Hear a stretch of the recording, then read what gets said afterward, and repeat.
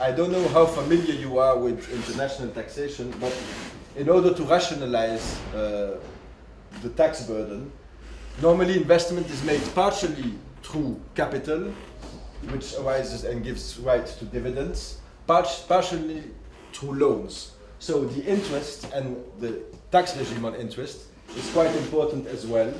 And interests are only taxed in the country of the creditor, but the state in which the interest arises is allowed to withhold also a withholding tax of 10%.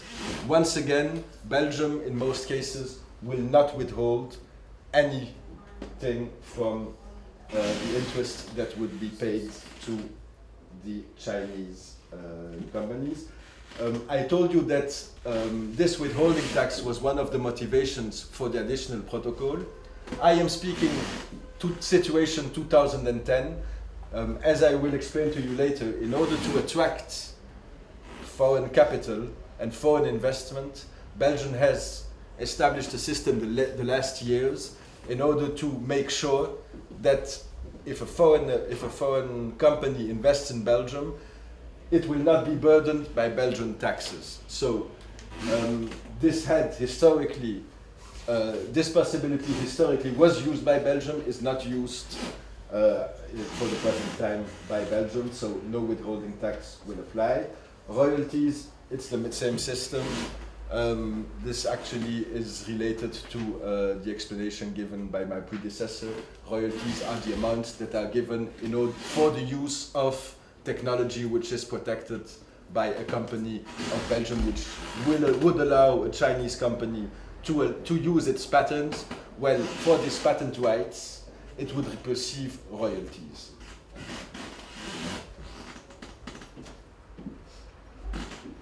Okay, this is, if you remember a few minutes ago, I told you that China considered when deciding that there was a treaty that was being made with Belgium, had in mind the idea that it would be Belgian capital that would be invested in Belgium and not the situation around, although we know that today the situation will start to be quite different.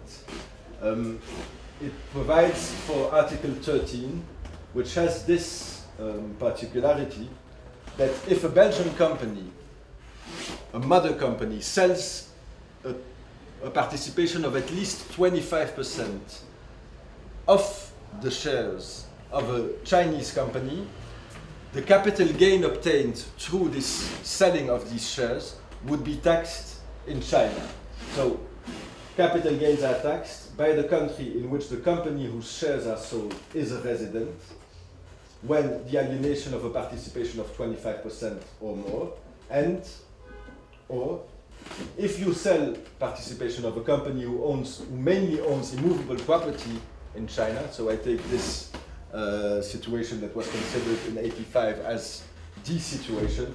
If a Belgian company sells 25% or more of a Chinese company, it is taxed in Belgium. In China, sorry. If a Belgian company sells only 1% of a company who mainly owns Chinese immovable property, it will be taxed in China also on the capital gain it made on the shares. This is quite unusual and is a situation that is completely different than the one that is normally found in treaties, in double taxation treaties. Now, historically, and this is based on a situation until, let's say, late in the 80s, one should replace itself historically. There was a Cold War going on here in Europe. People were very much scared of communism, and when investment was made in China, it usually happened through Hong Kong. Hong Kong was at the time still was part of the United Kingdom, or part of the Commonwealth, and hence they had also a better knowledge of English, which, as discussed by prior speakers, is maybe still today the biggest barrier between China and Europe, it's the language problem. Hong Kong established a very important know-how in being a bridge between China, Europe, and even China and the rest of the world during this area.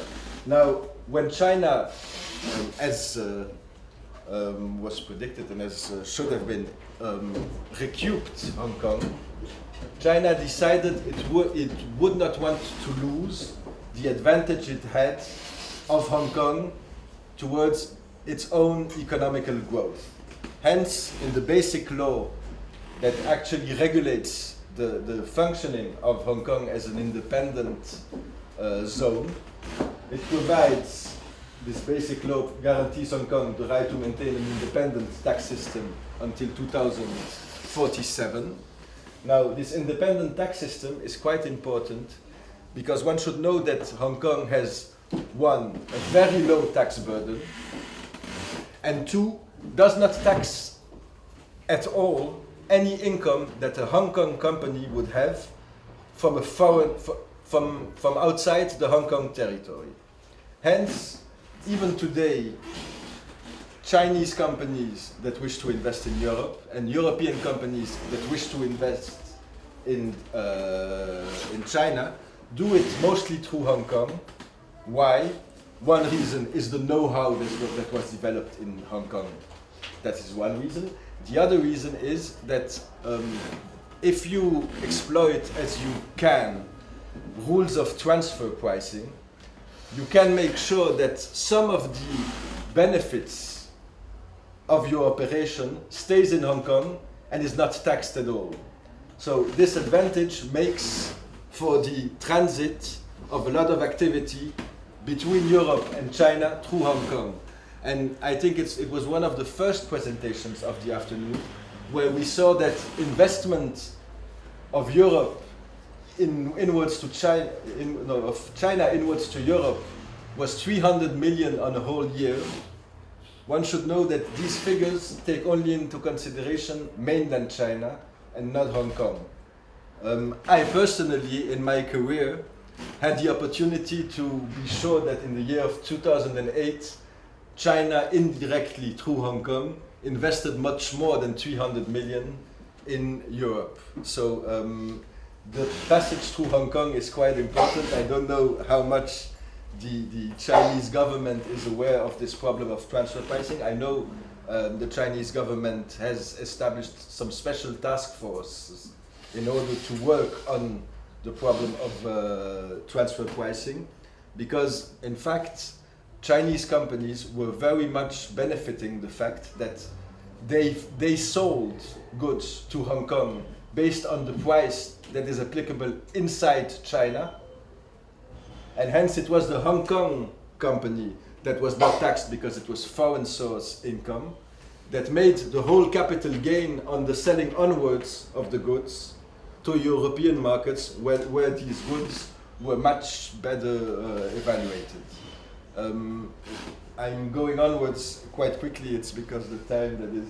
So Article 151 of the Basic Law grants Hong Kong the right to negotiate double taxation treaties independently.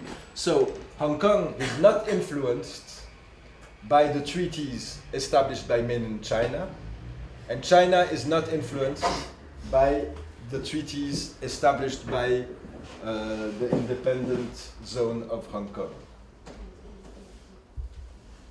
Up to now, Hong Kong has signed 12 comprehensive double taxation treaties. Why am I speaking about comprehensive double taxation treaties?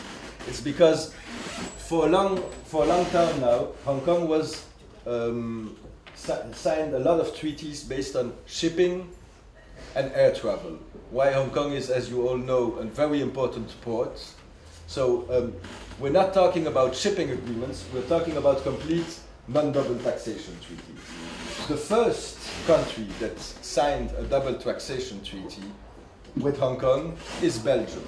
So once again, it allows us to be proud of being pioneers in incorporating with China.